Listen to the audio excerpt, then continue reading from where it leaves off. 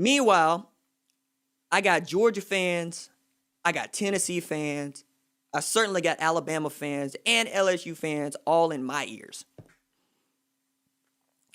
Like I got this love-hate relationship going on with LSU fans who just show up to tell me how much I suck, and I'm like, but you're here.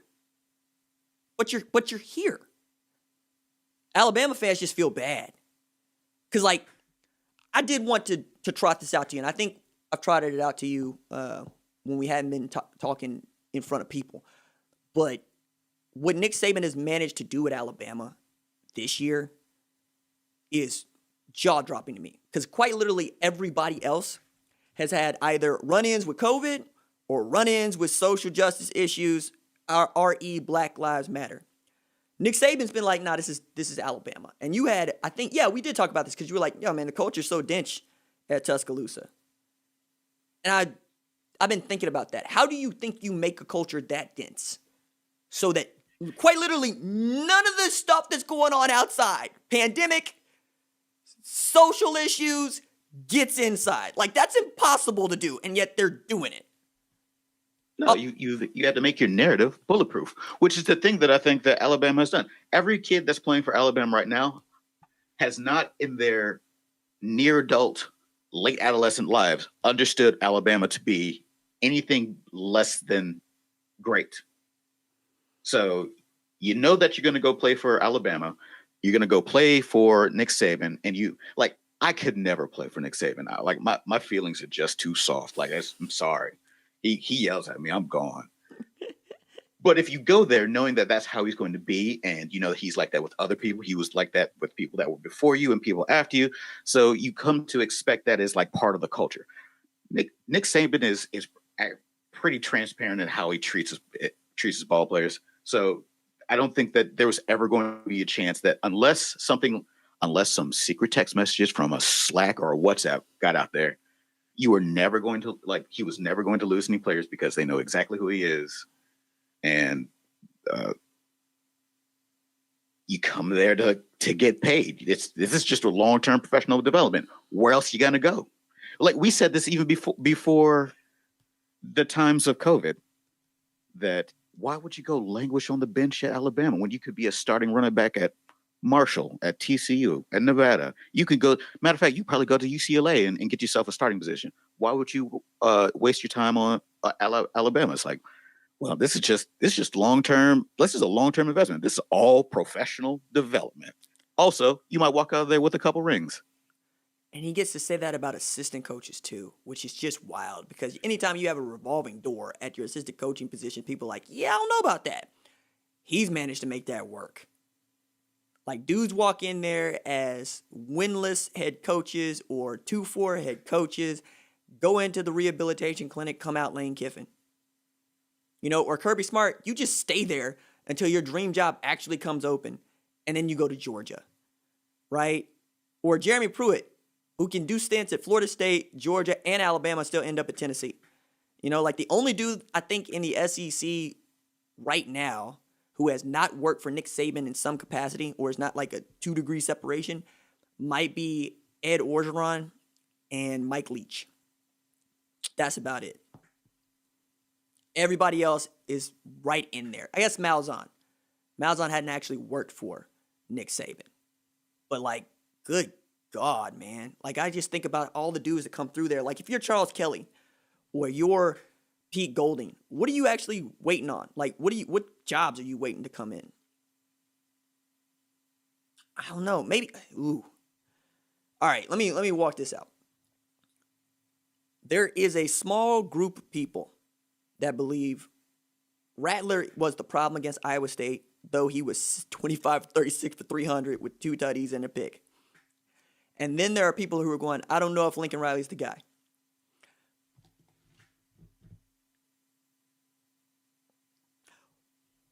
Who's better than Lincoln Riley? I would give you Ryan Day at Ohio State just as a toss-up, right? Even though he's only been to the playoff once as a head coach, and he got beat. So they're kind of basically on the same footing there. You can argue with me about draft picks and yada, yada, yada. Clemson we know is ahead with Dabo Swinney. Alabama we just spoke about. Who else? Do you really think Jimbo Fisher's that much better than Lincoln Riley? Here's what I would do. You staple Lincoln Riley into the number 4 spot, just like he's there. Okay. 1 and 2 are Saban and Dabo. Number 3 is always open, and number 5 is always open.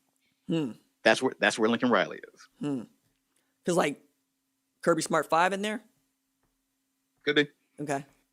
Because like that's the other thing I mean, because you can argue that Kirby Smart's ahead because he actually made the national championship game. You can make that argument. So you could put him in the 3 spot. You can't. I mean, Ryan Day's got to win a playoff game, which is also, since people are really coming after me for these headlines, the Big Ten is going to court chaos. Chaos will reign once the Big Ten decides it's going to play football. Like, all the Big Ten folks are getting their giggles in, right? Talking about, see, told y'all Oklahoma wasn't no good. Told y'all LSU wasn't no good. Ohio State's just here laying in wait. Wisconsin going to be right there at the end. Yeah, all right. It came to get every last one of us, but it's not coming to get you. Okay. I'll be here for it. I was about to say, I hope you are polishing your actually parody is a sign of strength take right now. Like, it's about to be real shining. Man, blood just going down the stairs. Okay? Because, like, the other problem that they have has absolutely nothing to do with football played on the field. You're going to try to run 8 games in 8 weeks, knowing damn well everybody else not named Alabama has had a run-in with COVID. The Rona has ruined so many games. University of Houston had to postpone 3 times. And yet, a state like Ohio, which is basically on the same track as a state like Louisiana, is going to be like, nah, we're going to be good. Yeah, okay. That's why Cincy was just scrambling to get Army on the schedule.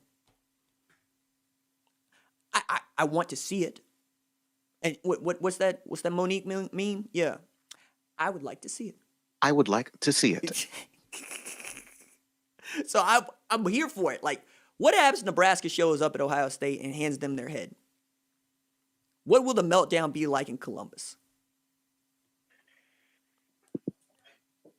It's going to be real tough. The offseason was real hectic. There was, we just didn't really have our best foot in front of us or behind us. How many people are trotting out we'll do better next week. We didn't get enough practices in for preseason, knowing that the damn Big Ten has basically been in preseason camp since July. We talking about practice. Like, seriously, y'all basically had 3 months of preseason camp. I can't wait to see who tries to trot that one out, right? Because that's going around. That one's going around. It's like, we just got out here and started playing. We didn't actually, get time to do this. Like hell. Like, even when they canceled the games, you still get 12 hours a week to do stuff. If you hadn't canceled games, you get 20 hours a week to do stuff. Once you say you're playing football again, you get 20 hours a week to do stuff. You have quite literally a 6-week run-up. You good. You fine. But somebody's going to come out there and catch an L that they shouldn't catch, and they're going to trot it out. Yo, we're not even at full strength.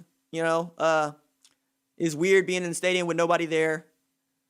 And, some of our guys are already just kind of checked out. You mean the guys that said that they wanted to play football? You mean the guys that were campaigning to play football? Like, you're Ohio State in this way. You pushed so hard to play football, and you got everybody back to play football. You can't afford a loss. Like, you can't even afford to lose a game because you wanted it this bad, and you're quite literally, on paper, better than everybody else you're going to face. The only teams left to give Ohio State any sort of run are in the playoff. And that's just Alabama and Clemson as I see it right now, right? I think they could beat Georgia by a touchdown.